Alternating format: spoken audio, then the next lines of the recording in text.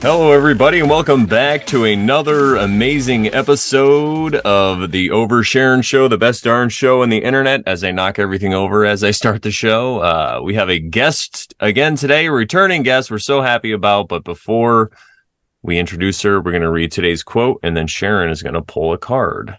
Today's quote, what's that? Per usual. Oh, okay, you have a deck, right? I might have one of, okay, yeah. Today's quote is, "It is better to travel well than to arrive." And that is from Buddha.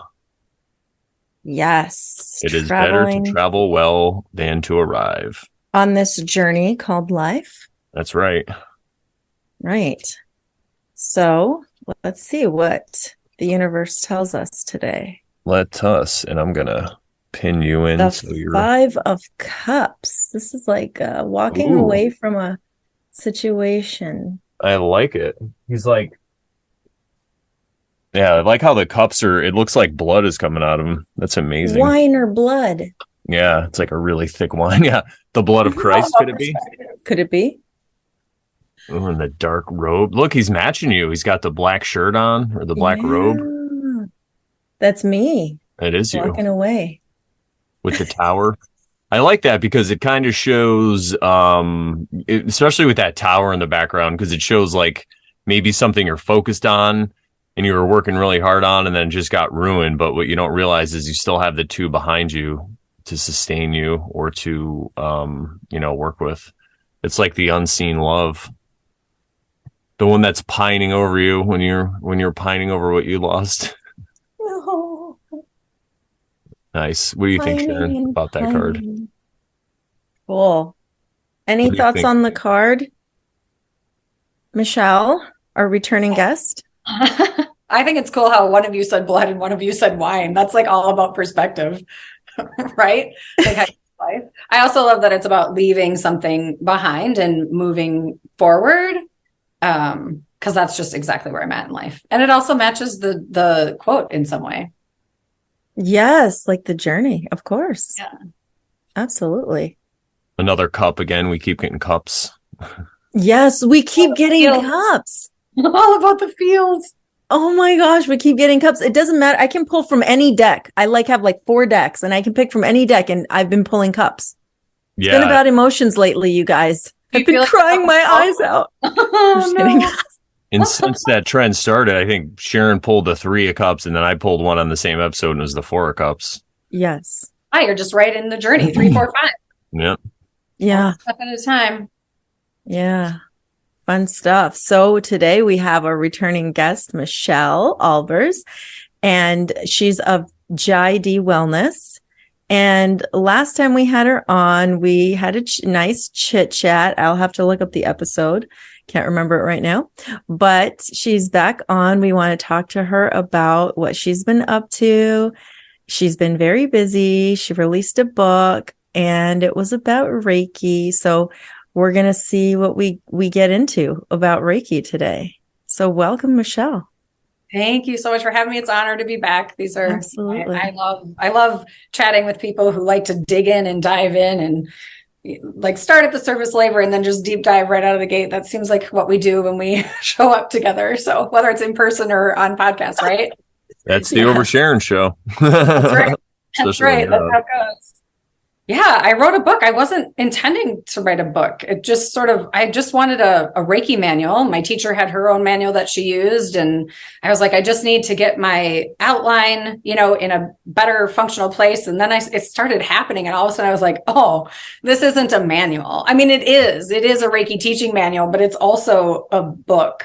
Because I ended up sharing life experiences and just my resistance to Reiki to start with, and kind of my, path from going to what is this magic to what is this magic, which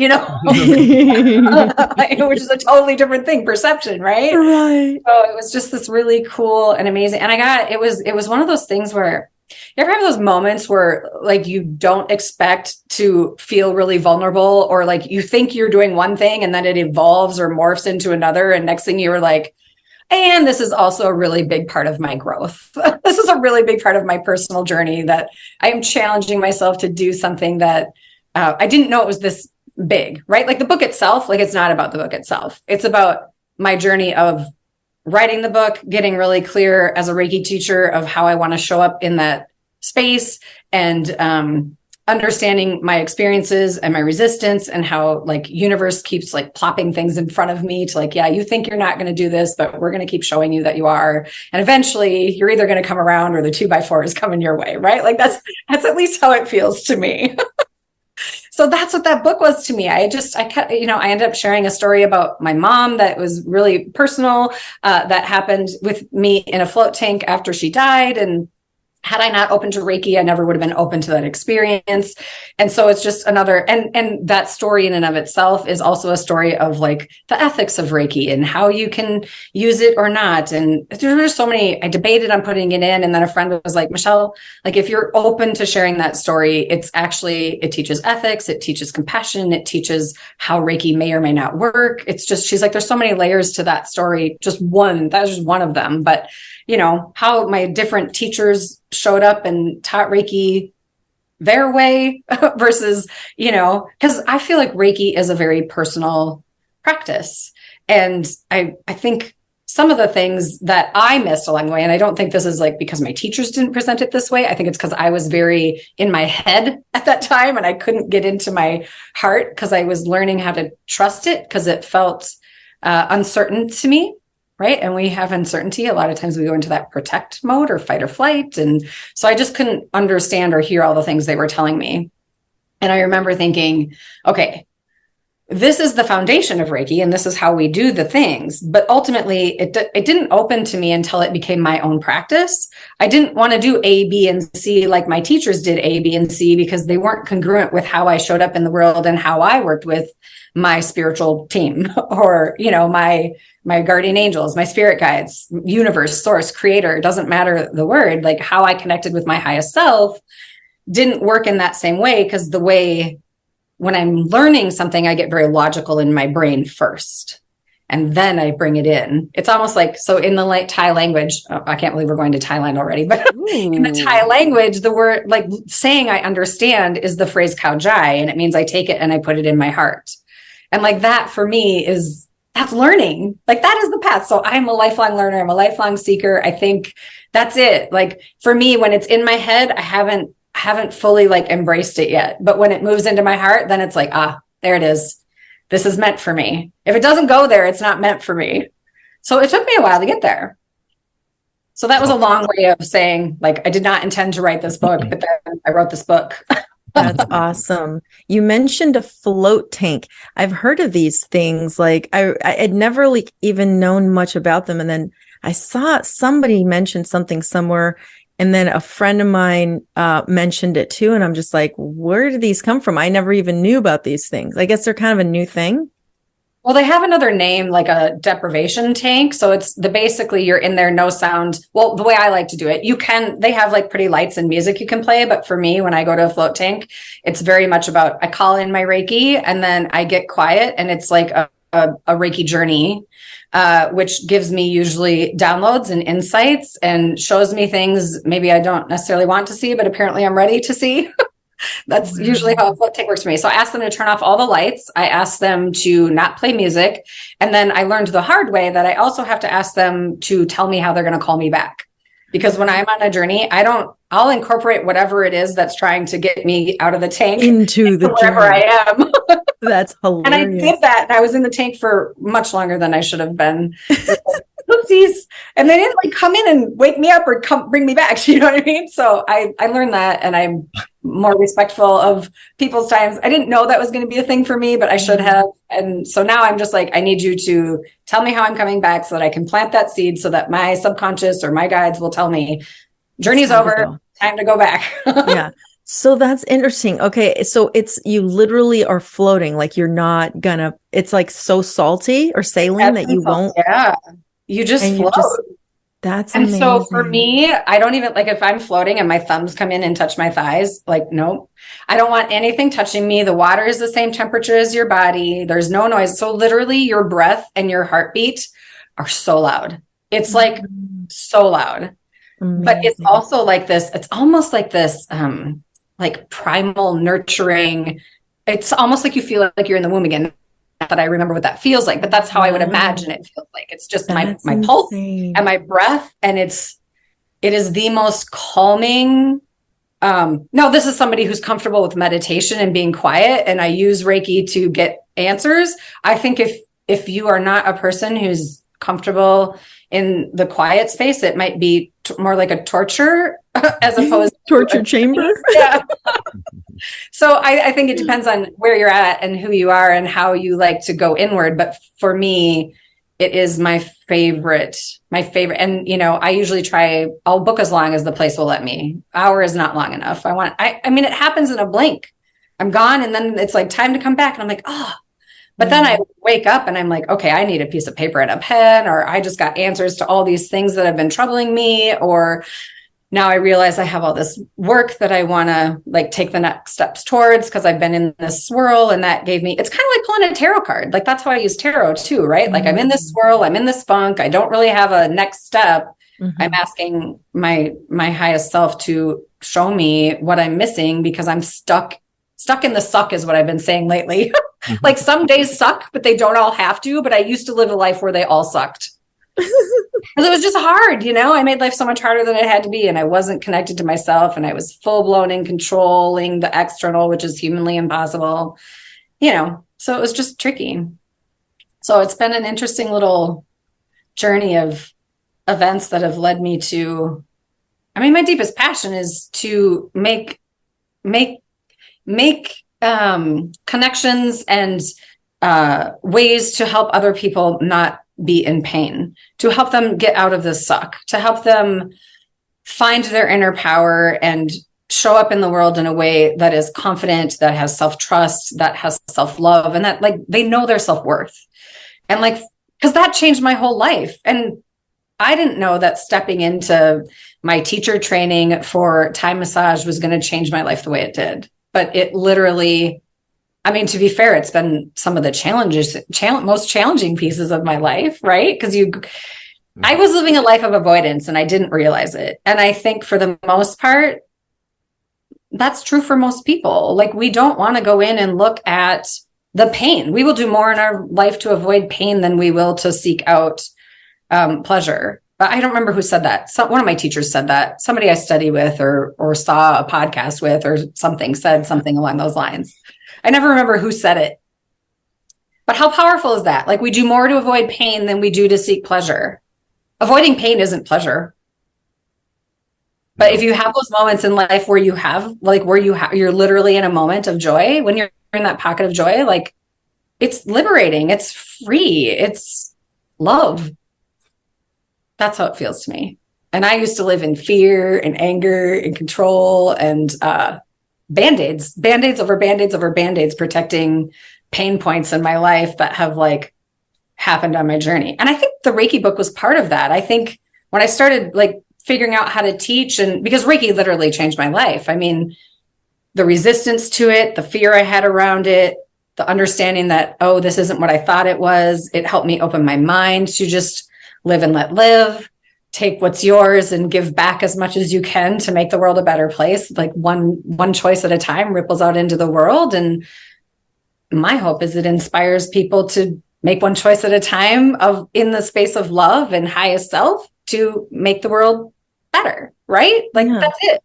So it's not that easy. It's not that simple. And some of the pains and traumas, it's just not time yet, and that's okay. But the more we can soften and surrender and trust divine guidance, whatever that looks like for you, it can be your highest self. Like I hate words around that stuff. And I think we talked about this last time. Like, it doesn't matter to me how you define it. It's how you feel it. Like you're not alone. You have help and support in this world. Where you seek that and where you find it, that's your choice. And what choice you make in that will change your world one way or the other. Like we're either taking a step toward life or we're taking a step toward, I suppose you could say, death. I think of that with food, right? Like our food is either our fuel or our poison. It's one or the other. It can't be both. That's kind of. Can you speak Brandon, do you have something to ask her? No, go ahead.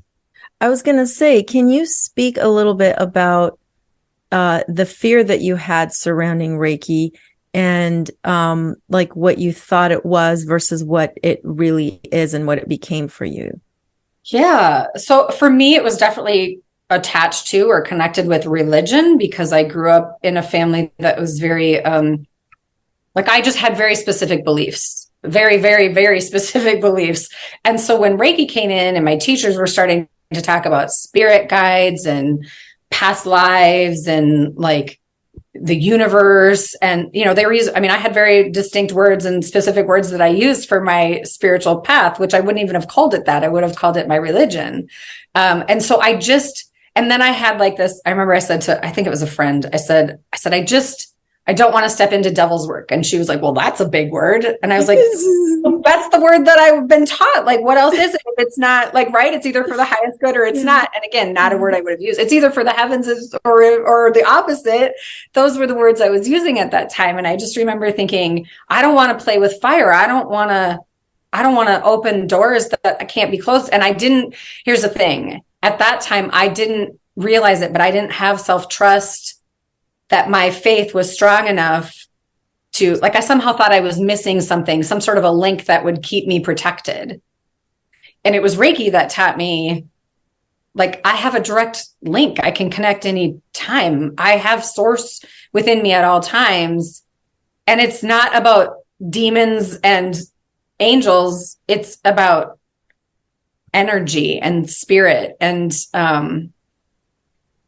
I'm not going to like go down a road of whether or not one or the other exists or any of that stuff. I believe in energy, and we're just going to keep it there for today. Just keep it simple and not complicate things. Plus everybody has their own belief system around all that stuff, and I'm open to all of it.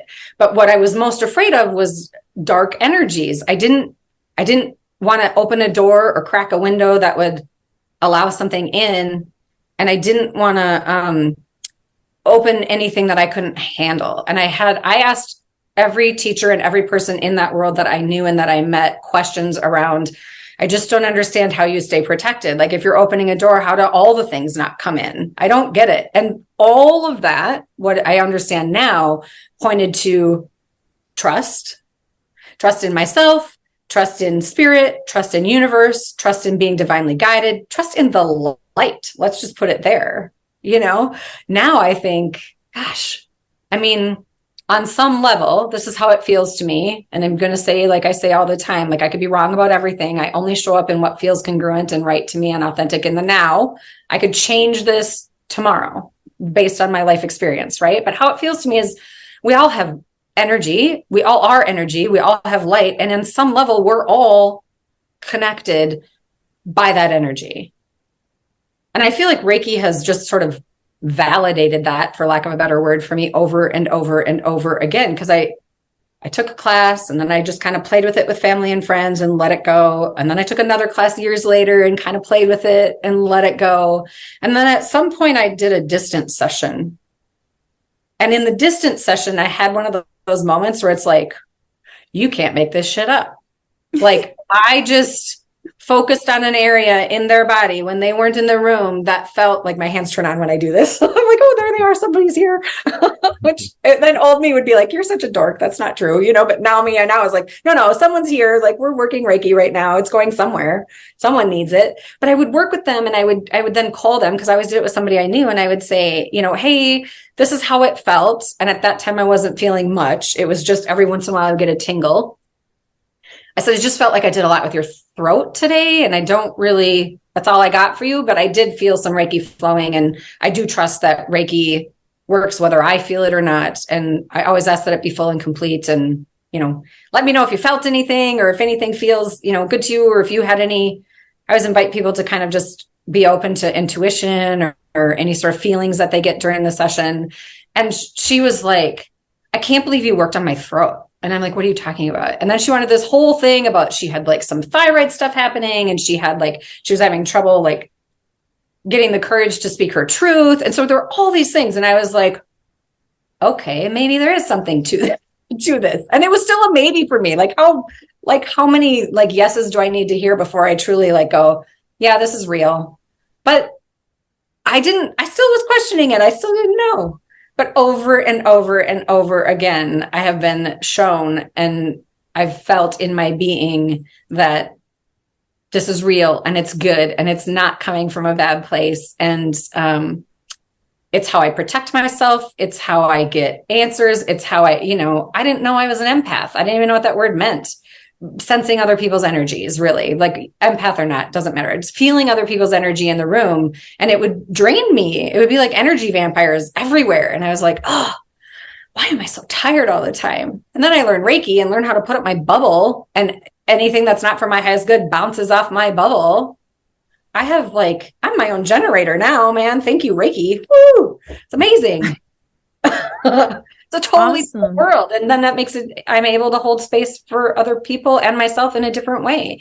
Because part of that is, if you think about the layers of what Reiki can teach you, it's healthy boundaries, it's overcoming fear, it's trust, it's faith, it's love and divine connection with the human race, or just with life, right? Like crystals, feeling that crystals feel different in my hands, it's endless and it's amazing.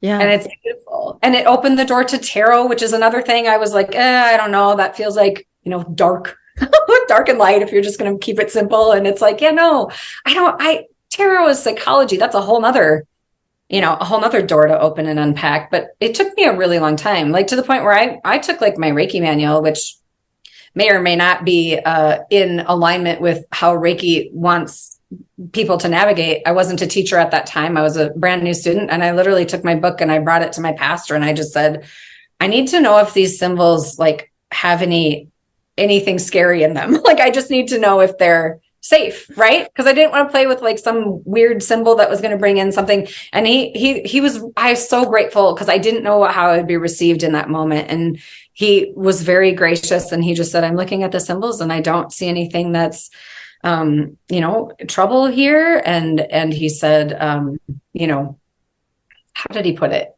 He said, I'm not sure I believe all these other things you're talking about, or how I feel about these other things you're talking about, but this is, your journey, your choice. And I can only tell you what you're asking me. And he was very gracious. I don't know. I wasn't expecting that response. So, because outside of that, my response to any of these things that I was doing was very judgmental and based in fear, and perpetuated my own fear and self-doubt that I was having. So for the fact that he showed up in that gracious way was another example for me of my spirit guides saying, yes, explore this. Yes.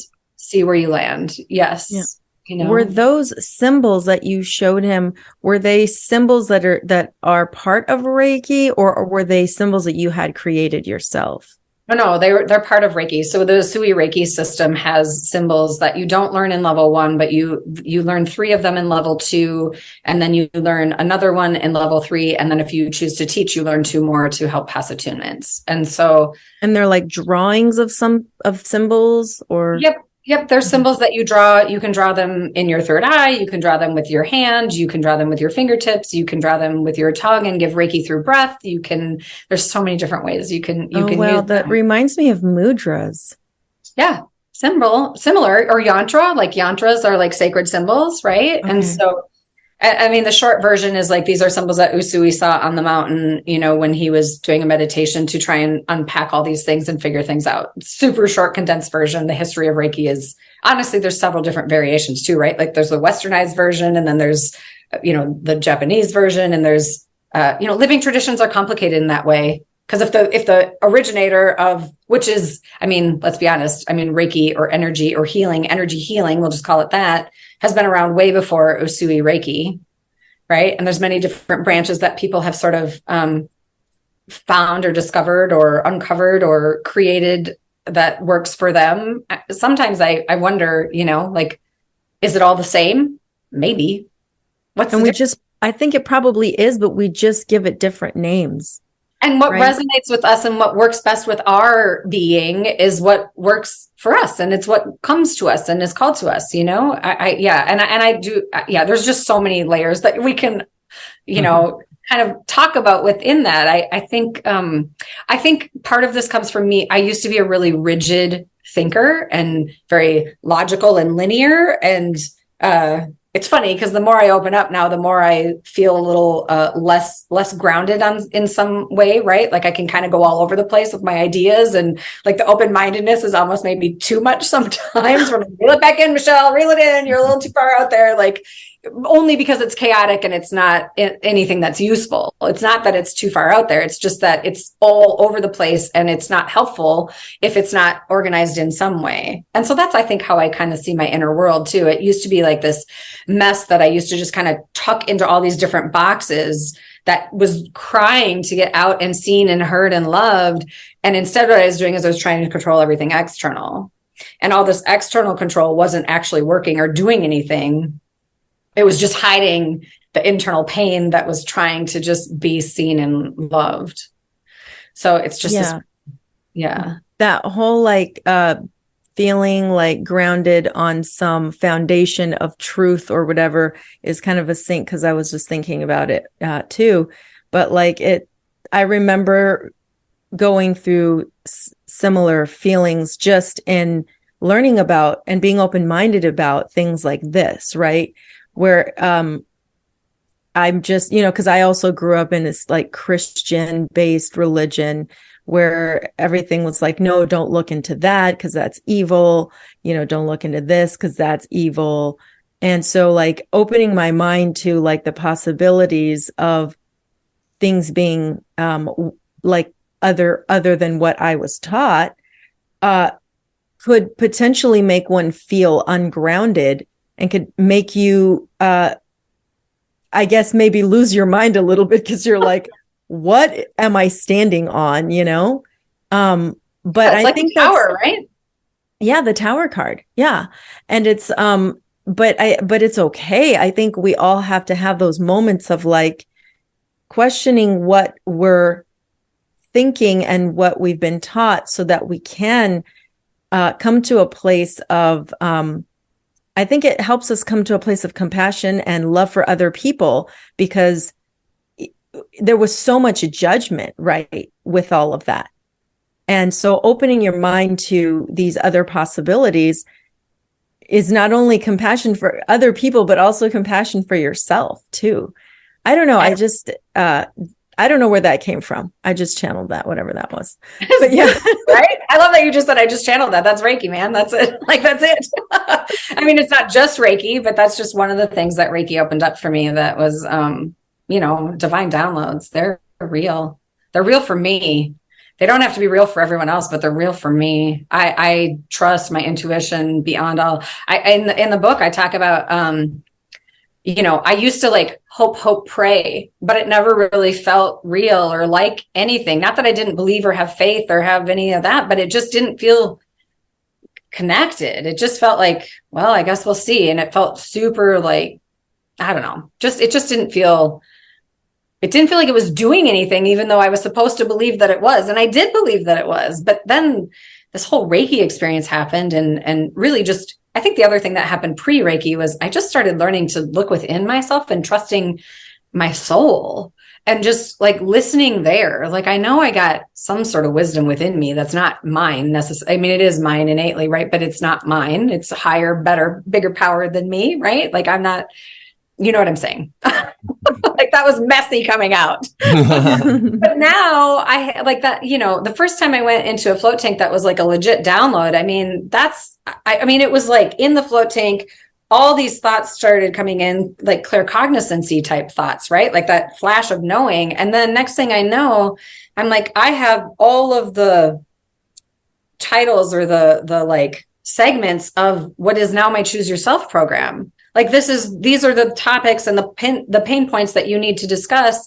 That is the journey to open you to choosing yourself every chance you get, so that you can show up in the world from a place of authenticity, from a place of an empowered place of love that offers your uniqueness to the world, which is like, we all have a reason we're here. We all have something to give. And the way we show our love, I'm just going to put it that way, like our gifts, our talents, our skills, the way we shine that into the world is unique to us. No one else does it like us. I think That's a hard thing to come to when you're learning a new thing. Like, I'm going back to my Thai massage days now. When I first started Thai massage, I mean, that unpacked a shit ton of fear for me because I didn't want to partner with anybody I didn't know because I was afraid of failure. I didn't want to hurt anyone. I didn't want necessarily other people touching me because that just was weird. And it's like, why am I even doing this if I'm afraid of like that? Like, that doesn't even make sense. So it's like, well, I know I'm supposed to be here, so I gotta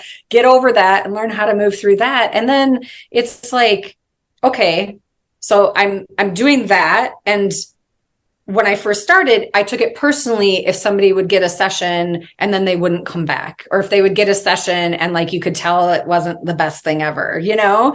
And then there came a point, and I want to say, and this is sad, but I think it's kind of how it works, right? After you get so many hours or sessions in, it's like suddenly you become more of an expert than a novice. And I think it was like 5 years in, I was like, you know, I think it's good that I'm not for everybody. I think it's good that some people come to me and choose somebody else instead, or even a different modality. Like, I need to accept and learn and understand that the people who are meant for me, or the people who I'm meant for, the people who we're meant to learn and grow and evolve together, come through my door because something guides them there. And I believe that's spirit, universe, Reiki, whatever, right? Like, our energies are out there going, hey, I'm over here. We're supposed to connect. Like, I met you guys that way.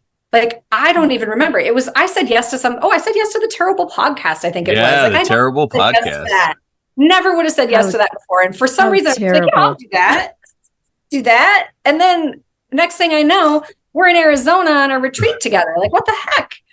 Never would have happened before because I wouldn't have been open to that. I've been like, yeah, no, I am not going to speak about these things that I do that have been poo-pooed and judged my whole life in public. Like, heck no, I'm not standing like that. And now I'm like, yeah, I'm done hiding. I posted the other day that I was a tarot reader and I was not hiding it anymore. Right away, someone popped on and told me they were sad for me and afraid for me and they hope I find what I'm looking for. And I was like, thanks. And I full disclosure, what I wanted to say was I wanted to defend myself. And my partner was like, Michelle, you don't need to defend yourself and it's not going to go anywhere. Just say thanks and move on. And the cool thing about that was I was okay with that response. I was okay with not defending myself. And B, I didn't hang on that. Like, it's not still bothering me. I'm just like, she's where she is and I'm where I am. And that's okay. Yeah. I'm not feeling bad about it. I'm glad I'm not there anymore because I was that person, which is like, oh, I was that person. You know, but then also like, she's not a bad person. She's actually quite lovely. Like, yeah. At the end of the day, she's looking out for your well-being. You know, she's just coming from a place of compassion. Yeah. And she's she coming said that. She announced that. I'm like, yes. And it's also judgment. And I feel that too, you know? Yeah. Well, there's a third option too. You know, you could send her to the Over Sharon podcast. I think we have an episode where we talk about that. So you could be like, blame these guys, you know, stick around us. No. I'm learning not to I used to take everything personally, but why? It was because I needed to feel accepted and loved. That was the only way I felt it, is if somebody approved of me. And now I'm like, yeah, no, it's not going to work that way.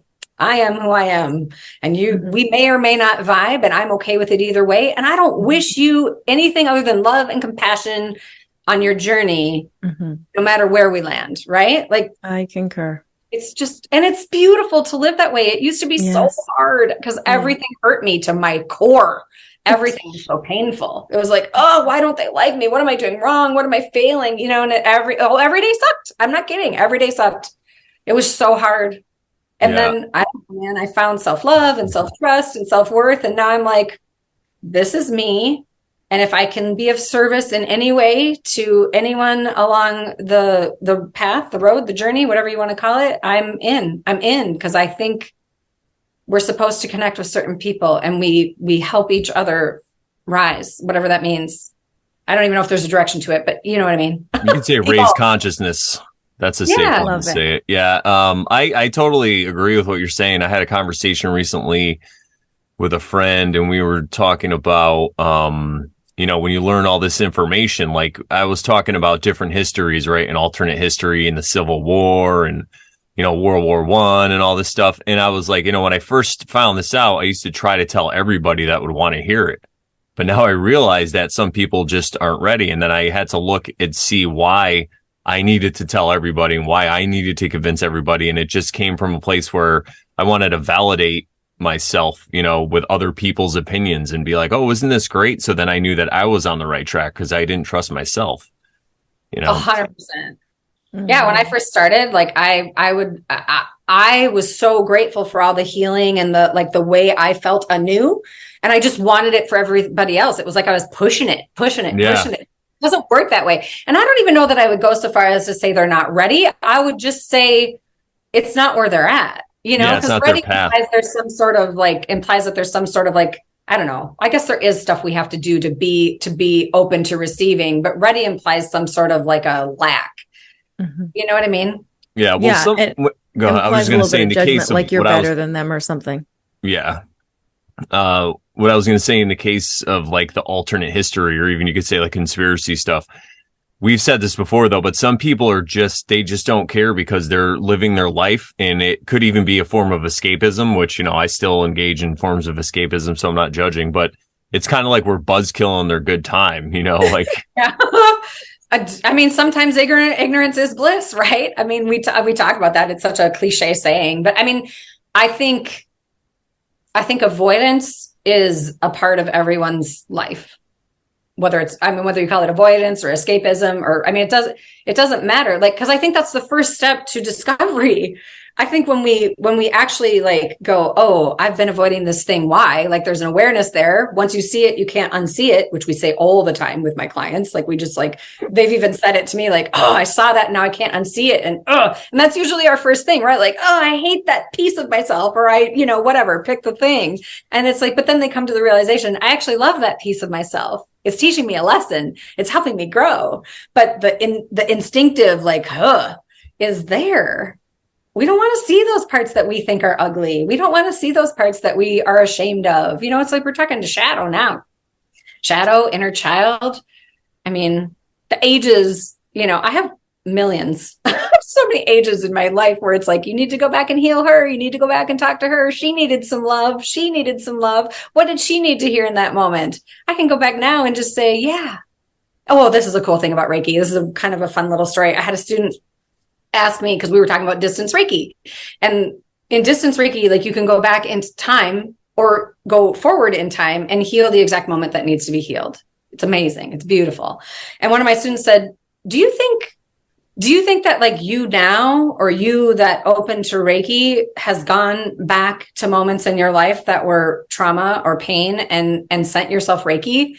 And I got the goosebumps right away, and she said it, and I almost started crying because I was like, holy shit, that's huge. And I was reflecting, and I said, I said, there have definitely been dark days in my life where I had a pocket of light and I didn't know where it came from. And I probably just chalked it up to, faith or somebody praying for me or something like that. And maybe it was that too. Mm-hmm. And I said, but when you asked me that question, I got the goosebumps. And I do think that I've gone now and given myself Reiki to 3-year-old me, we'll just say, right? And helped that girl. And it's whoa, that makes my head spin, but also stops me in my tracks. And I take a breath, wow.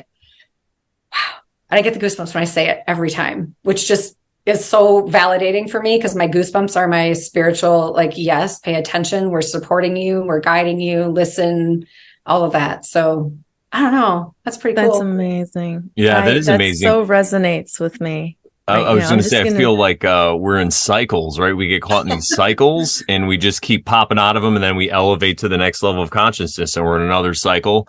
And I love what you said about sending it back, because the way how they talk about how time is the way we perceive it, time doesn't really exist. Everything's kind of just happening at once. So yeah, I wonder if we actually change the past in that way. It could be with the way this realm works. That too. I got the goosebumps when you said that too. I do feel and this is all if you get really out there, it's all just light and energy and doesn't really matter, but it does, because we're in the human experience. So it does matter.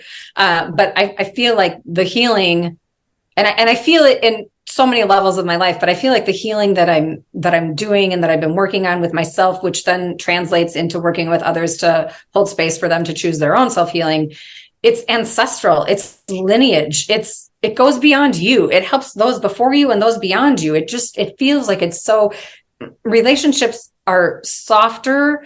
People come to you that just you wouldn't expect. I just had this conversation with a client this morning. We were doing a one-to-one session, and she's like, Michelle, she just took the Reiki training, and she was just like, my world is changing. I've had conversations with people that have been magical. I've had like these syncs that have been happening. And I mean, when you said Reiki changed your life, like you weren't kidding. And it's like, I take it it's changing yours too, you know? And it's like, yeah, I mean, it's incredible.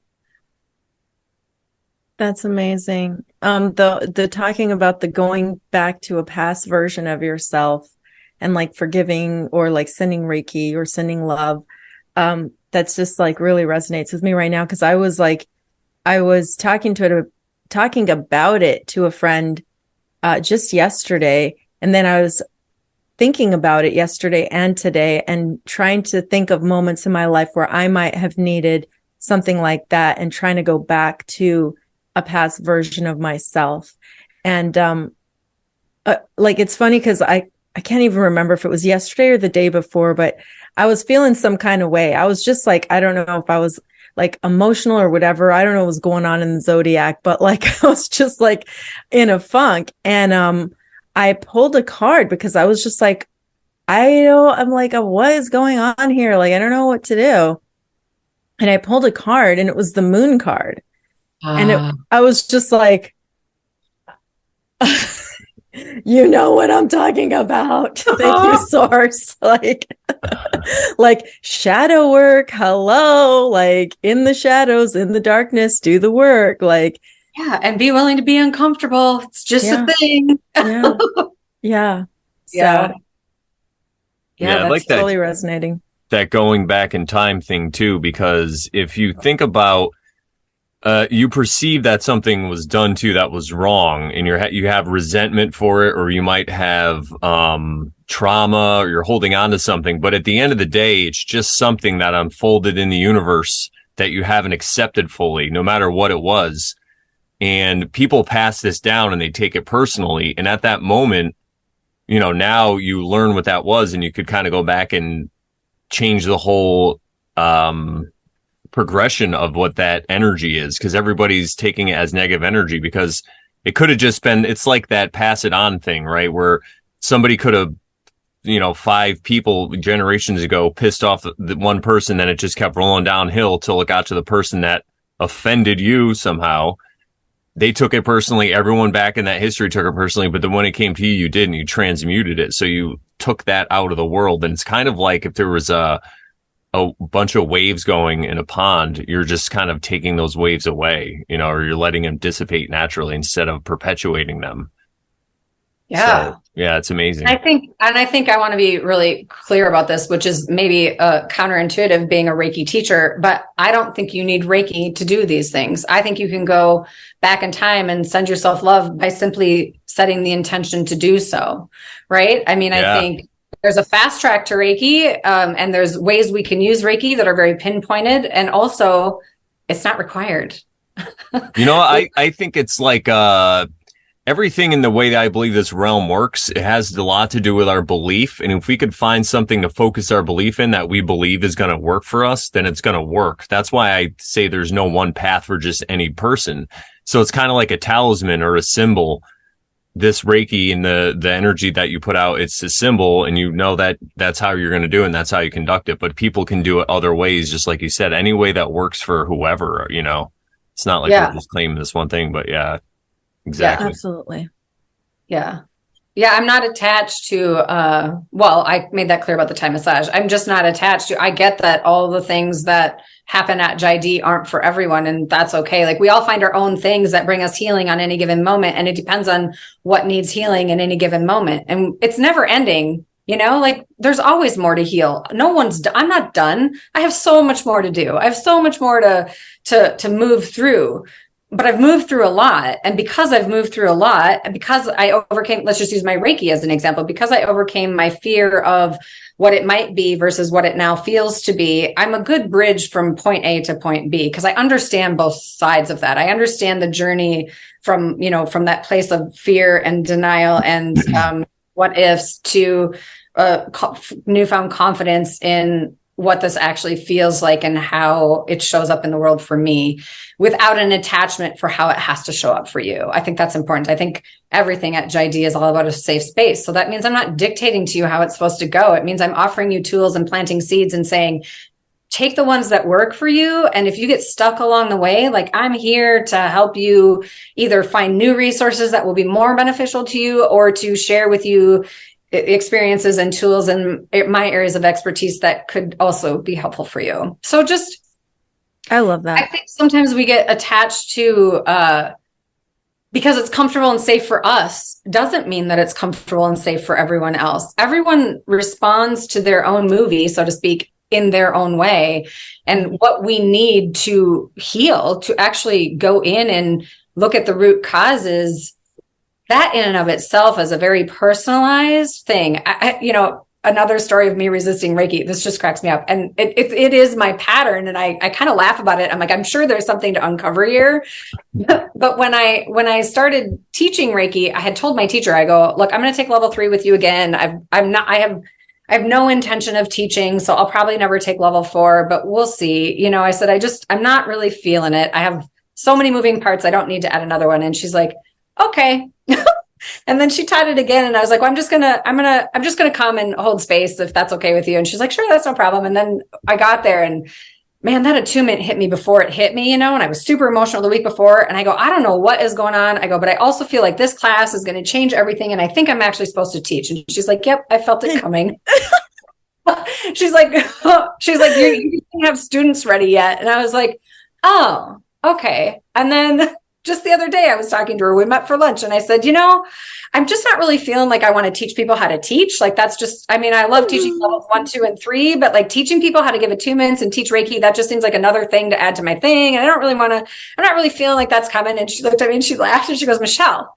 And I'm like, uh-oh, like what? She's like, your students aren't ready yet. Like, you're going to end up teaching people how to teach. Like, that, right? And as soon as she said it, it dropped in, and I was like, oh, that makes so much sense. Like, I'm like, then 2 days later, or maybe it was a week later, students start asking me, are you gonna teach people how to teach? And I was like, that is so funny. Eventually, but I need to have a group, because that's a year-long mentorship program. That's like a full-blown, like, deep dive. We're holding space. Like, I'm here at your beck and call as much as you need. I'll support you in teaching your first classes, like all of that stuff. And so I was just like, dang. So the 5 of Cups is really like the fact that it's, kind of leaving something behind and stepping into something new. My entire business, I'm restructuring the whole thing, and I don't even, like, it's coming in, but it's not all the way in yet. But I know that I can't keep saying yes to things without restructuring the things that were happening before, because my whole thing is like, if I'm a jack of all trades, then I'm not showing up fully in any of them, and I can't do that. Like, I have to manage my energy and my resources and what is meant for me now appropriately, so that I use less than, but I don't mean that I'm more than. I just mean that I'm showing up fully to be in the best service that I can possibly be to the people that walk through the doors. Because I think healing is fragile. And I think if you don't have a safe space that's willing to just shut up and listen, says the girl who's talking. I love that, because it reminds me a lot of DJing, because coming up as a DJ, I used to DJ clubs, bars, weddings, kids events, bar mitzvahs, like everything. Yeah, bar mitzvahs. And now I mostly focus on weddings. I'll do other stuff here and there, or other kind of private parties for people, but it's made me like a master at doing the weddings. And now when I meet with people, it's the same thing as you said. The owner meets with clients, the one that owns the company, and if they don't fit what he thinks we want to do, and they're not going to be cool and fun, he just says, we're booked, because it's not worth the headache. And it's the same thing you said. Sometimes people just aren't the right fit and they're looking for something else. And you don't have to take that inside internally as like an insult or whatever. You just realize that it's because you're not the one for them, or maybe they're just not ready. Yeah, nothing is about me. The only shit that's about me is my own shit. The rest of it is not about me. It's not about me. And really taking that pause has been life-changing for me. Because not only that, not only like how I like show up in space with other people, how I show up in space for myself. Like sometimes I'm like, felt that was a thing that I need to, like, I'm going to react versus respond in this. If I don't take a pause and take a breath to get out of whatever conditioning I've had to make me show up in a way that isn't how I want to show up. So it's like, I'm constantly trying, and it doesn't always work, but trying to find that pause to be in awareness so that I can show up with intention. I want to be mindful and intentional. I have a big summit coming up this weekend, and it's been crazy busy the last couple of weeks. And I just keep thinking, mind your energy, go to bed on time, like, take care of yourself, because this has been a big holding space 2 weeks. And if you're not able to be on, then you can't do this. So it's how I manage. Like, I didn't used to show up in that way. It's just like, well, whatever, I'll get through it. I can always get through it. It's like, yeah, no, I don't want to show up exhausted and completely depleted. I want to show up fired up and ready to go. Let's do this. This is big work we're doing. We're unpacking some serious stuff. People are looking at things for the first time, even if it's just simply, oh my God, I control everything. That's a big awareness to find. If you don't know that you're doing that, that's a huge awareness. And then to start going, because when you start realizing there's things, like when people find out, I'm using myself as an example. When I found out that I was controlling everything, like, I realized I'm a freaking asshole. I'm a total jerk to people because I'm trying to control all the things. And then, I start beating myself up, and then it becomes this like self-destruct before I self-build. It's that tower thing again. And I don't know. It's just like, that's a process. For me, I definitely went into self-destruct, like beat myself up. Like, you have been a jerk to some of your best friends, all because you needed to feel safe, but you didn't even once consider that they might also need to feel safe. And how about a conversation versus a dictation, It's funny. It reminds me when you're talking, it's kind of like when we first start out, we have it inverted where we think we can control everything on the outside. We don't think we control what's on the inside, right? We have all these emotions and stuff happens. And then once you realize that you don't have control really of the exterior world, you just have control of the way that you feel about what happens. And you could control that, and you don't have to be a victim and all that stuff. Yeah, it's that moment. It's amazing. It's incredible. I've been trying, this is a vulnerable moment for me in that I've been trying to post more. I've been encouraged to, like, on my personal page, post more about what I do, how I show up, and my just me, who I am. And I had listened to I don't even remember what it was, some interview. I think it was Dr. Gabor Mate. I'm not even sure how to say his name, but I think that's it. And I'm pretty sure it was him. And he had said in the interview, someone else may have caused the trigger, but who's holding the ammo? And that literally took my breath away, because I was like, oh, dang it. Like, I'm providing the ammo. I'm giving them the power to have the power over me to cause the thing, because I haven't unpacked it enough or looked at it deep enough or forgiven myself, or, like, there's so many different layers to all of that. But I just remember seeing that, and I was like, really want to post this on my page, but I don't want it to be quite that harsh, but also, like, sometimes harsh is required. And I think I remember just saying, this brought up a whole lot of shit for me, anyone else, but also, what would it be like if you were actually the one where the ammo, like, you get to choose if you put it there or not. And my choice is like, how about we just don't take that stuff on? How about we just look at what we need to look and heal? And I'm making that sound way easier than it is. It's not, but damn, it's worth it, Well, like you said, you get into your head first, and then you have to absorb it into your heart, So you can learn all these things, but sometimes it takes a while to put them into practice. Sometimes it's like really quick though, but yeah.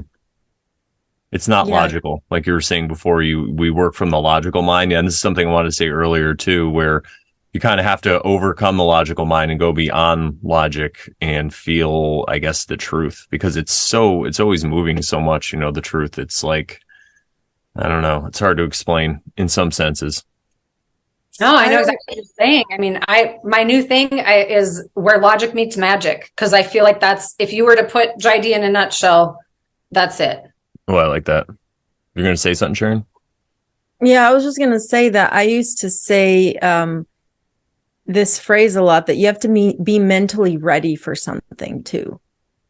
Like if you're going to do something, you can't just do it without like having really been mentally prepared to go there. I think mind, body, spirit ready. Like you have to have the trifecta to be ready. Yeah. Yeah. But The they're ultimate all trinity. pieces. What'd you say? I said the ultimate trinity. The Trinity. Mind, body, spirit, right? Yeah. Yes. Yeah. Yes.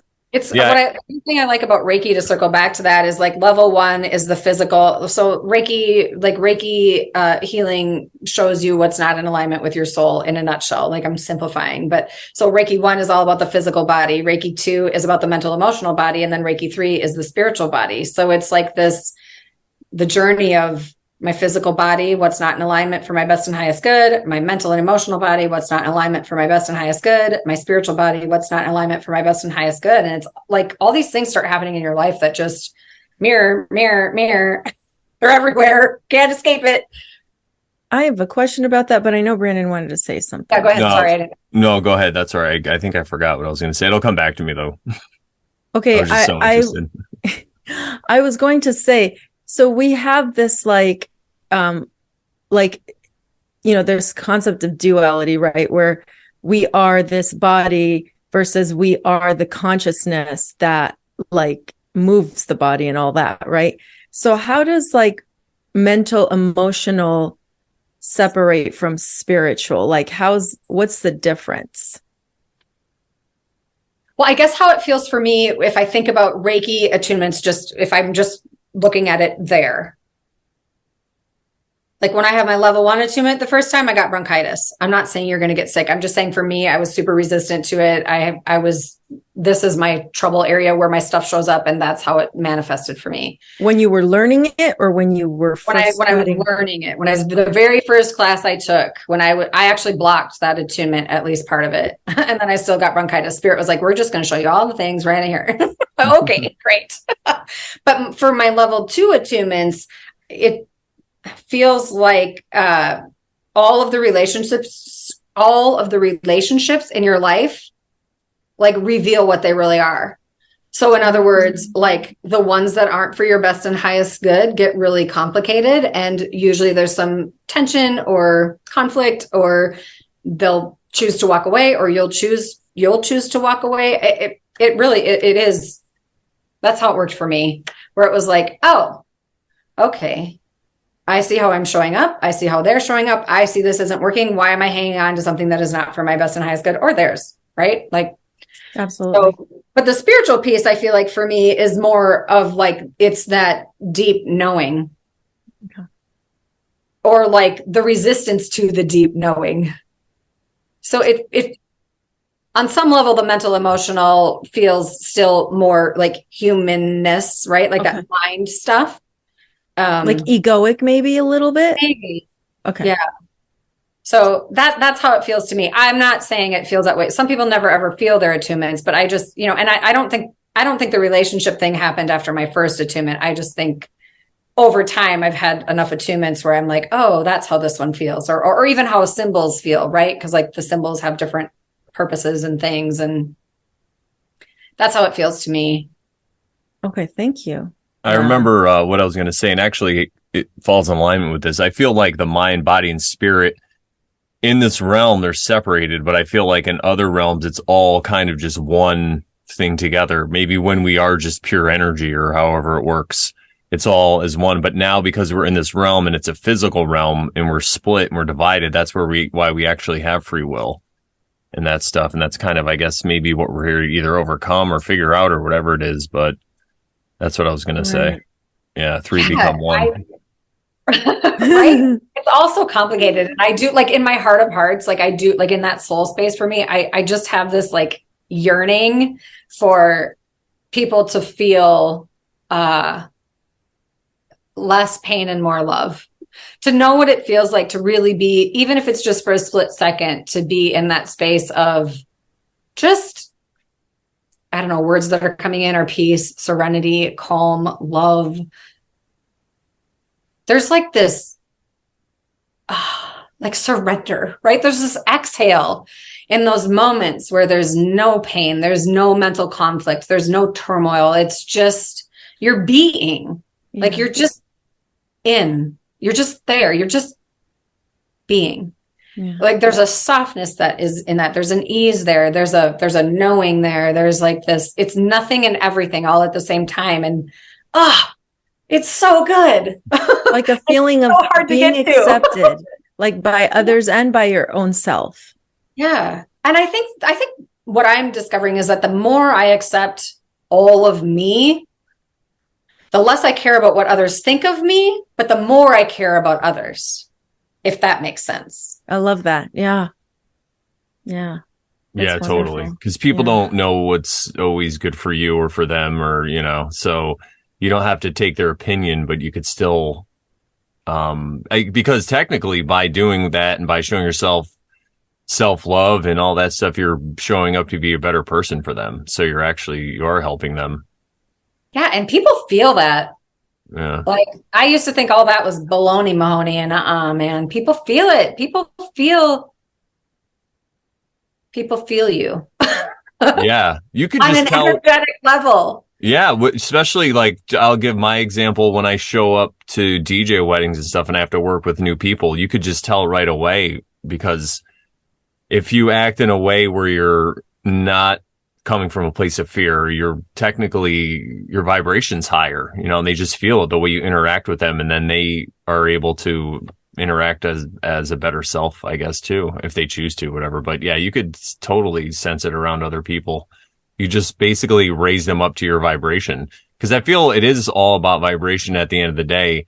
Because I remember when certain circumstances I would get in before, and I'd have to either work with somebody or hang out with somebody or whatever, it would suck me down. But now I'm like up here, and they're either coming up a little bit or they're just moving away, Yeah, I feel like the more light and the more vibration you bring in, the less the energy vampires of the world, just whatever that is, right? Human form or otherwise, the less they affect you. Yeah. And you can even start to bring them up, especially if they're on the edge. Some people are so on the edge, they're like kind of like a bipolar, Yeah, and the less they affect you, but the more you affect them, right? That's kind of where you're going with that. Yeah, exactly. It's amazing. It's amazing. I feel like I've been hearing that. What's that? I just said I feel like I've been hearing people say stuff like that about like you the way you are, and how you're, if like a quote higher vibration, you're going to raise that around the people around you. Like you don't I think it was an Aaron Abke video that I just watched. Was it Brandon? Did I send it to you? It could have been. And Dr. David R. Hawkins talks about stuff like this too, because he has that whole scale from like 0 to 1,000 on consciousness levels. And he said that there's some people that are just really high, just by them existing, they basically help the world or whatever, people around them, because they bring it up just from being in existence. Yeah. And it's hard because I hesitate to say good, bad, higher, lower, right? Like it's like, but I think there are different frequencies, and some people feel better over here in this frequency, and some people feel better over here in this one, and some people feel better over here, and some up here, and some down there, and it doesn't. But when your vibration changes, I will say the people around you, some of them are like, yeah, I need more of that. You feel so good. Like, I don't know what you did different, but you look great. You feel great. You sound great. Like, right. Like that happens. Yeah. And then other people are like, I don't know if I trust you anymore. You feel different. Right. And then other people are like, I need to soak you up. Come give me a hug, Right. It's amazing how like when you evolve, I'll just say it that way, maybe, how people in your world, and then the new people that come in and engage and interact. And sometimes I think like all of that is another way of like spirit or universe or source showing you like how much, like there was somebody that came to my studio. I'm just going to give an example because it's hard to explain. There's somebody that came to my studio. I was teaching a class. It happened to be a Reiki class, and he was looking at my windows, and I'm like, oh, here we go. Like, I know what's going to happen right now. I feel it coming. And he walked in, and he felt the need to save us, right? Because we were not in alignment with his vibration. And there was a time where that would have absolutely stopped me in my tracks, thrown me for a loop. I would have a hard time going back to teaching. I would have felt shame and guilt, and I would have had a hard time setting a healthy boundary and sending him on his merry little way. And I handled it totally different. And I was completely fine with him coming and sharing what he felt was really important to him. And I said, thank you very much. Blessings to you. And I wish you a great day. And I'm going to get back to teaching my class now. And it was a beautiful exchange. But old me, I say old me, I'm always the same, but I'm evolving.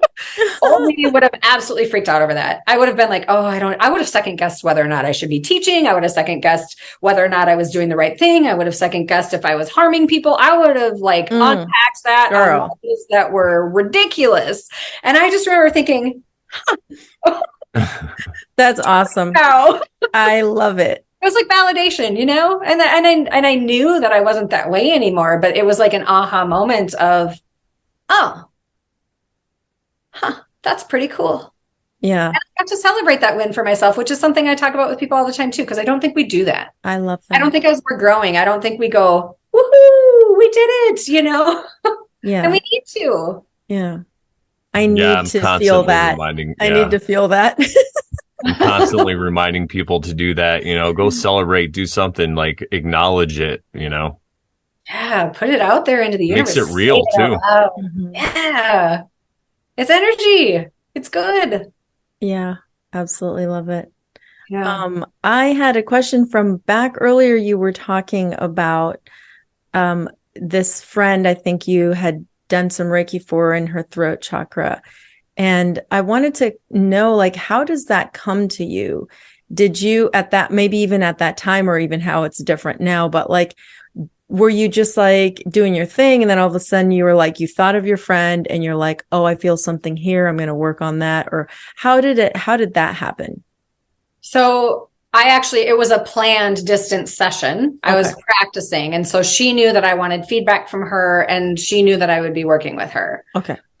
So I always get permission. I'm not I don't just throw it out there. I don't force hugs on people. I don't force Reiki on people. It feels the same to me. I'm like, nope. And if I have any doubt in my mind, I'll just be like, okay. Woke Reiki. But so and all of my trainings, even starting with Thai massage, involved at least some chakra information. So when I do a body scan or an energy scan, I typically start with the chakras along the spine, the 7 main ones. And so I'll kind of, run my hands over where I envision them to be on my mat or table or wherever I am. And then it just kept buzzing right at our throat chakra. Often I lay out chakra stones, so that gives me a visual representation of their energy, makes it easier for me to work and remember where I am. And it just, every time I would scan, it was like, okay, I guess we're hanging out here today. This is where we're going to be. We're going to be at the heart chakra or the throat chakra. And it just was a lot. It was the loudest one. And so when I shared that with her, and then she told me, I was like, oh, that's amazing. I think I saw the color blue that session. I think I saw a blue animal that session. It's just everything was in alignment of pointing to that throat chakra. I was like, all right, well, I'm getting the message loud and clear. Thank you. And then it turned out that it was, again, because at that time I wasn't 100% set in my belief of my skills, because I didn't feel anything, which is another reason, one of my favorite things is teaching level 1. Well, I love all the levels. Level 1 is actually the most challenging for me to teach, because it's all that heady logical stuff that you got to get out to get the foundation before you move into the symbols and all that stuff. But watching students have that moment where they go, oh, I felt something, is amazing, because everybody is so filled with self-doubt. I was that way when I started, and I still have moments where I'm I felt 0 things on that session. 0. I felt 0 things. And then I'm telling you, sometimes those are the sessions it's rare for me to feel zero things now, but there was a time well into my journey where that was a thing. And they'll come back and they'll be like, Michelle, you have no idea what happened between the last time you saw me. That last Reiki session that you gave me was incredible. All these things fell into place. And I'm like, wait, what? Like, what? And that's where I've just learned surrender, trust that Reiki is divinely guided. It is spiritually guided healing energy, and it will do whatever the heck is it's time for. I love that. That's so awesome. It's very encouraging because I have some of the tuning forks that Eileen McCusick invented. I guess created, sells on her website. And I have her book and everything. And I do like practice sessions, like on my own self, and and like on Cody or on people that are open to it and want, just like, I just want to practice. Right. So, and like you said, like if you may not feel anything, but someone else may feel something. And, I think you'll be okay if I say this. Alex, our friend, Olive Tree Bear, he called me one day and he was like, something had happened. It was like the strangest, most odd thing. He was in a bit of a fear panic mode. And he's like, I don't know what to do. And I just thought to myself, are you open to like, me putting some forks, distance session of the tuning forks? And he was like, sure. So I did. And like immediately he was like, whoa, like whatever you just did, whatever just happened, like I have this feeling of like whatever was there that was anger or fear, or not anger so much, fear and panic, it was like lifting. And then by the time I was done, he was like, it's gone. Like I even like have love for this person that I was fearing. Wow. And he's like, I want to go give that guy a hug now. I was like, holy smokes. But yeah, it's very powerful. And I didn't, I hadn't practiced that much when I had done that session for him, but, like you said, the energy is going to do what it's ready to do. So yeah, the power of intention too. Whew. Absolutely. That's big. Huge. Yeah, energy's moving. Think about a ripple in the water. Drop a stone in a lake. What happens? Mm-hmm. Energy's moving. Somebody's going to feel it. Excuse me. Yeah. Yeah, absolutely. Amazing. I love that. I got to get you to do a session for me, Sharon. Okay. Yeah. Yeah, you can absolutely. Practice. That sounds like a good idea. Yeah, for sure. And Michelle, if you're ever interested, I could always practice. I did a session with Chance. Oh, you did? Dude. What did you think? It was powerful. It was amazing. Oh my gosh. I love sound healing. I use singing bowls with my sessions, and just I just kept hearing that I was supposed to go do that, and we'll go. It was a distance session, right? But yeah. I was like, it's time. I'm doing it, and it was so good, life changing. I mean, but healing sessions just are. I think any little nugget of healing that we get, whether it's little, big, doesn't matter. There's not a size. It's just any healing, any step in a direction of your soul's purpose. Spot on. Yeah, absolutely. Oh, that's great awesome to hear. Mm-hmm. Did you hear about him through Spoons or through our show? Or through Spoons. Okay. Yeah. She had a session, told me about it, asked a million questions. As soon as I started asking all the questions, because they were here, right? I was like, oh, I know what's happening. I know where this is going. I know I'm getting one of those. Yeah, I know where this is going. This is gonna land well for me. I just need to listen to when the time is right. And it was incredible. It was so good. Yeah, it was good. I've also had a couple of sessions with Chance too. Yeah. Oh, that's awesome. Yeah, we had him on the show. It was a really, really great fun talk. Yeah, we had a good talk. Good. And I looked up Michelle's last episode number 26. Okay, perfect. So, yeah. Awesome. And something I wanted to ask you, we were talking about in the beginning of the show, this is something that you wrote about, but when you had the experience in the float tank and it was something with your mother, do you want to elaborate on that a little bit? Sure. Yeah. Because you said it was kind of like what woke you up, right? Like kind of what it was like before you were into all this stuff. Oh no, I was into all this stuff. The only reason it happened is because I was into this stuff. So okay. I went to a float tank a year. Was it on her birthday? I think it was on her birthday. And a friend of mine was like, we're going to breakfast and then we're doing a float tank. And I was okay. And then we are at breakfast and she said, Michelle, your mom wants you to walk her home. It wasn't on her birthday. It was like right after she died. Because I was like, are you saying she's stuck here? Like, what the hell does that mean, walk her home?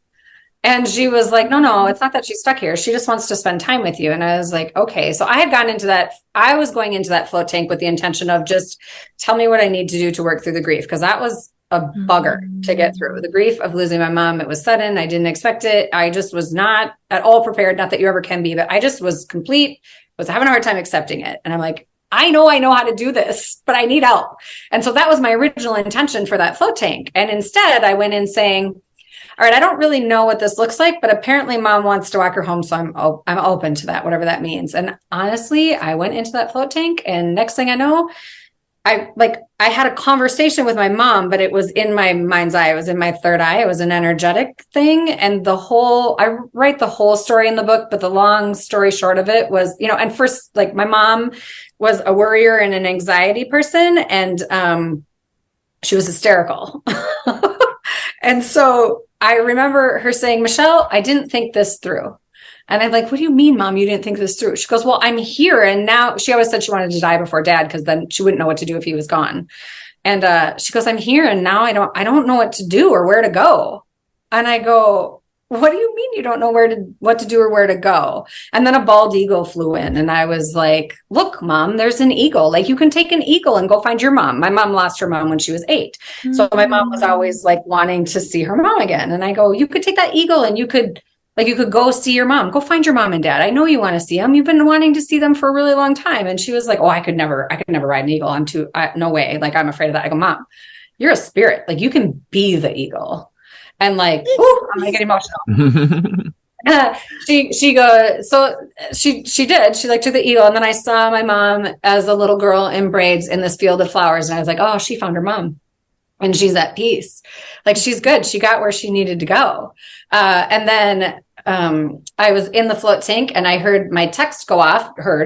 And I see my phone screen again, all in my mind's eye, and it says, "I love you, Shell." And I said, "I love you too, Mom." And that was it. That was the end of it. But my mom never let anybody get the last word. She always spoke last because she didn't want to hang up on somebody or make them feel. So when mom said, "I love you, Shell," and I said, "I love you too, Mom," and then that was it. I had this feeling of just peace and love. And like, I knew my mom was okay. And just after that day in the float tank, it was her birthday because she died June 6th. So 2 months later, August 6th, we did this breakfast in the float tank. And I don't know, it makes me cry. And I thought it's beautiful. I mean, it was an amazing experience. I never would have done that before. There's no way that would have happened because I wouldn't have been open to it. And whether you think it was a dream or I actually connected with my mom, I really don't care. It's mine, right? Like, it was my experience and it was beautiful. And it softened me because I got the message that she's okay. Like she's where she wants to be. And when I left the float tank, I remember thinking, I wonder if I'm going to crave that. I wonder if I'm going to want to like go to a float tank and see mom all the time. And I remember hearing aloud, like, no, that's not what this was about. Like she can come visit you anytime. Like it's not, and you're not going to summon her. It's like, you're good. You've got what you needed in this float tank. And now to be fair, my heavy grief, like cry in the shower in fetal position, sob till you're done grief was about a year and I don't know, a few months. It was a long freaking process. Yeah. I didn't know what grief was until that. I mean, I did, but like, I didn't know how powerful it could be and how much it could just suck your breath away. And until that, and now I'm thinking, all right, I'm back. I feel I'm back. I know I'm back. I'm good. I still miss her like crazy. And, no one can take that experience away from me. And Reiki I believe, gifted me that experience. And that friend being brave enough to tell me my mom wanted me to walk her home, because I was like, what the fuck does that mean? I'm like, home is heaven to mom. I don't know how to walk to heaven. I mean, I know how to get to heaven, but I don't know how to walk to heaven. Like, what the hell? And she's like, it's not like that, Michelle. She just wants to spend time with you. It's like my third eye is getting loud as I'm telling the story. I'm like, oh, I feel you. You know, it's just, so the whole thing, like without her telling me that, I wouldn't have gone there. And then without me just going in a space of surrender and like, okay, mom, I'm here. How can I help? You know? And then it was so her, like the personality, like everything of how that played out was so incredible. Like, oh, it's so good. Thank you for sharing that. Yeah. Thank you. Sure. Yeah. Thanks for asking. I don't think I've ever actually shared that one publicly other than in the book, which is writing, which is different. Yeah. Yeah. It's different. Yeah. That was vulnerable of you, but thank you. It's good. I mean, I think, you know, energy is energy, right? Like, I'm grateful to have been her daughter. I'm grateful to have had her for a mom for the 51 years that I did. I can't really be mad about that. And I miss her like a beast, man. Yeah. It's beautiful. That is. Yeah. So, back to a little bit of Reiki stuff. How do you teach it right now? Like, not necessarily you yourself, but like in Jai Dee in your studio. How does that get taught? Yeah. So I did one online session and it was good or fine, but I prefer in person. So I teach in person. This year, I actually played my calendar out kind of for the whole year, because last year I tried to teach it every month, and that just got to be like, it just didn't feel right. And so this year I'm doing every other month, and usually for a whole weekend for 1 and 2, but you don't have to take them back to back. Mm-hmm. So if you're a person who likes to like learn a thing and then kind of play with it for a little bit and then learn the next step of the thing, then take it a couple months apart or a year apart. I've had students take it 2 years apart. Doesn't matter. Or you can take the whole weekend, just deep dive in level 1 and 2. And then Reiki 3 is a full weekend training. It's 2 days. And so that one I kind of wait, and you have to wait 6 months after level 2, just so that you have some time to practice. Because a lot of level 3 is like, hey, I did this thing and this happened and I have questions. So it's a lot of like real life Q&A, like this was my experience. I didn't really know what to do, or I had this thing happen. And while students can always reach out and ask those questions, because it's not like, hey, peace out, close the door, you're done. It's more like, you chose to take here for as long as I feel like I'm your teacher and your mentor, you can reach out anytime. Like, that's how that works. But level 3 is more intense and in depth. And so that's a full weekend, and that's more, I kind of do it as students are ready. And I don't have a level 4 planned, but I know it's coming. So what level 4 would be the teaching the teacher, like teaching someone how to teach? Correct. That's level 4? Someone how to teach. Yep. Oh, and so that's a year-long program, but what you do like quarterly, weekend, or maybe even it's just a 1-day workshop like 4 times out of that year. Mm-hmm. And then, but you're available throughout the year to help them, like they can teach their first. So I think how it goes is you're a Reiki master practitioner, but you're not a Reiki master teacher until you teach your first class and have students. Mm-hmm. And this is all just the way the living tradition, goes. I mean, I understand that structure and certificates and all of those things are important for things, but also I'm not attached to certificates. I think we can learn things without them. I also don't think you have to do Reiki in that way. I think people can receive Reiki without having an attunement. But I think that if you're looking, I also feel like having a mentor and guidance is important. So it's like that tricky little balance of, do I think people need an attunement from a Reiki master teacher? No, I think it can happen without that. But also, I think if you really want to dive in and embrace the tradition, find yourself a teacher you resonate with and go that route, you know? I like that because it gives people options. And like we were talking about earlier, not everybody is on the same identical path. Like everybody's a little bit more unique than the next person. Yeah, and people learn differently. Yeah. Some people are great self-learners. Some people, that is their jam and they can do it. I am not that person. I need a lot of different, like I took Reiki from, I think 3 or 4 different teachers. I think it was 4 different teachers because I just needed to. I wanted to explore it. I still might take from another one. I really enjoy learning and seeing people's different perspectives and how they work with it. And I do have a friend who teaches online. So if people are interested in online, I can connect them with her too. I'm not feeling the online thing. And I say that and I'm waiting for spirit to hit me with a 2x4 when I say it. Because every time I say stuff like that, I'm not feeling it in the now. I'll say it that way. I'm open to whatever comes my way or whatever feels like is the right next thing. But in the now, I very much enjoy in-person classes. And I'm dabbling a little bit with like online stuff. Like I'm going to do a tarot, like learn to read tarot class, like on Facebook with Facebook Lives. And then it's just there for them as a resource center. But I'm not really feeling like Reiki's going to go that way. We'll see. Okay. Yeah. Awesome. Well, you also have a book that's coming up that you're going to write next. Tell us a little bit about how that came about. Yeah, that's my Choose Yourself book. And so this is another one of those where I resisted. Dan was like, you're going to write a book. And I was like, I'm so not writing books. He's like, you're going to write several books. I'm like, no, I'm not. I'm not writing books. It's not my thing. And then we kind of wrote together this Healthy Boundaries journal and oracle deck that's, like basically walks you through the steps of healthy boundaries in 52 weeks. And that was the beginning. That was the opener. And then I just wrote this Reiki manual that turned into a book. But the one that's been on my radar has been my Choose Yourself book, which will be, my Choose Yourself program has grown from, little small classes in my basement to now weekend summits. And we do day retreats in between the summits because those are quarterly. And then I also just started a mastermind program where people can just really, it is full blown dive in, find your stuff and choose to heal kind of a program with support of this amazing community that are like the best people in the world. Well, I have a lot of best people in the world in my world, right? You guys are part of that, but there's just there's something about being in a community where people are all working on different things and that they're their own, but the same thing. And that we want to heal and show up in the world in our own power and authentically true to who we are. Like that's the goal. And are they local?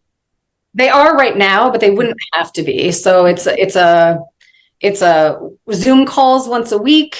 If they're local and they want to come to the studio for a Thai massage and Reiki session, like combined, like we'll just see where we go, what healing needs to happen today. That can happen as well. Sometimes we'll go do like pop up, like we just went to an escape room, just spur the moment. But I also have an online resource center, and then we do once a month group Zoom meetings. And then we're going to start in February, we're going to do once a month, like teachings. Like I'm going to bring in my resources, like my teachers and people that I know that also teach things and bring them in to share so that we're just building this whole community and library of things that can help us dive in, but also be supported in the diving in. And I'm partnering with a friend who's a therapist. And so she can, from an educational standpoint, teach us ways that we can help work with our brains better, in a more healthy way. So it's really important to be holistic in this, because when we start looking at inner child and shadow work and healing, deep healing, it can get intense and really messy, says the girl who it was intense and is still really messy. It's less intense now. I feel like even when I start uncovering things and I have another thing that happens, I'm like, oh shit, here we go again. Where are we going this time? I'm more like that than like, oh my God, I can't do this. What do I do? Like I'm good with like being in that mess of the chaos of healing. But it's still uncomfortable. And are you kidding me? The number of times I say, are you kidding me? Like, whoa. And also, thank you. Oh, you're welcome. You're welcome. So I see that you have a deck behind you. It looks like a Luna Soul deck. I have a Light Seers deck. Light Seers. Oh, yeah, that's one. You want to pull a card and we could wrap it up? We'll see what kind of... Sure. I was watching that like throughout the whole. What were you going to say, Sharon? Well, I was going to say she has her own deck of her Oracle deck that you said you have your own deck. I do. You want one from there too? Yeah. That's the one I wanted from. You want that one instead? I can. Sure. Brandon, Maybe What do you think? both. Brandon's like both. Yeah, I mean, we already said it, so we might as well, And yeah, it's funny because I have one of those light seer tarots in my room that I look at all the time. That's why I kept seeing it back there. I'm like, oh, that's the one I gave you, right, Brandon? Yeah. At the retreat. Yep. Such a good deck. All right. Anything specific or just what we need to know today for our best and highest good? Exactly. That's my favorite.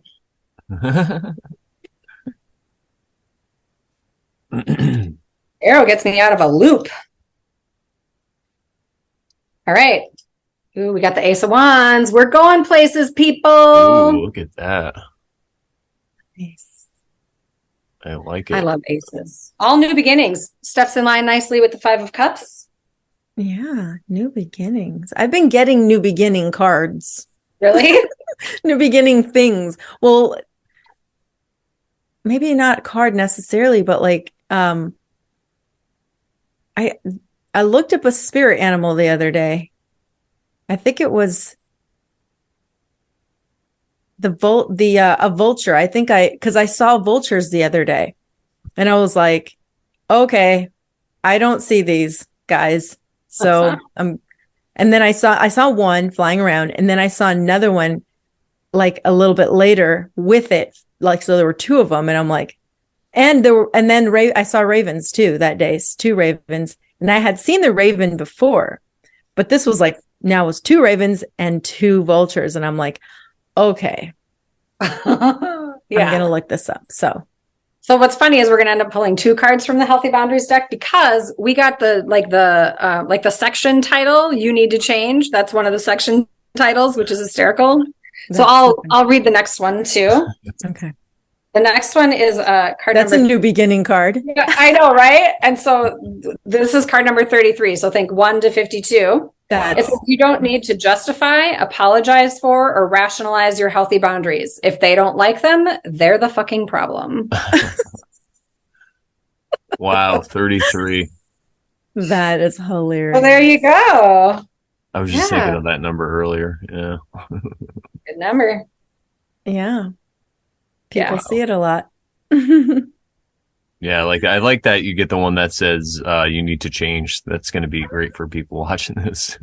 I know, right out of the boat, just right out of the gate. They're very direct, I will say. Well, we don't really beat around the bush. If you think about it, everything is in constant flow in this realm, and everything is always changing. So it's not telling you. It's not just a command, but it can also be an observation. Like you need to change because everything changes. So you will change. Change is inevitable. Yeah. Nothing is constant. Nothing is absolute. Yeah. Wow. Absolutely. Double meanings. Double meanings. They're everywhere. Awesome. Well, Sharon, you have anything else? Anything else we need to cover?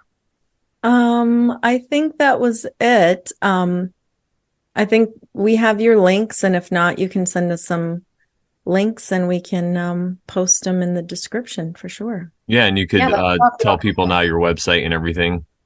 JaiDeeWellness.com. JAIDEE wellness.com. Jai Dee means kind-hearted in Thai. Oh, awesome. And that, I'm guessing that's Thailand behind you? Yeah. It is Thailand behind me. Yeah, I almost said something when we first started, but I forgot. Yeah, that's where really it all began. That's my start over there. Oh, that's awesome. Yeah. All right, everybody. Well, first I'd like to give a shout out to the chat because we premiere these every Thursday night at 8:33 p.m. and we have a really fun chat going on. So Eastern time. Yes, exactly. I thought there was only one. No. New York time, guys, the real time. No. So come and join us. It's a lot of fun, and make sure if you want to support us, the best way you can do it is to leave comments, subscribe, share this around, and overshare it. You can go to website is morelawsmoreproblems.com, which is now exactly 10 years old because I got my renewal notice. So I'm going to be paying for it in about a week or so. So yeah, check out morelawsmoreproblems.com. You can click on the oversharing tab. And you can go back and look at all the fun blogs that I've been doing for over 10 years now. So check it out. And I think that's it. So what do we say to the good people, Sharon? That once you start oversharing, then you totally aren't a Karen. What was I supposed to say? Uh, Oh, you totally stopped Karen. You stop being a Karen. You totally stopped Karen about the stupid things. Anyway, we'll see you guys next week. Bye.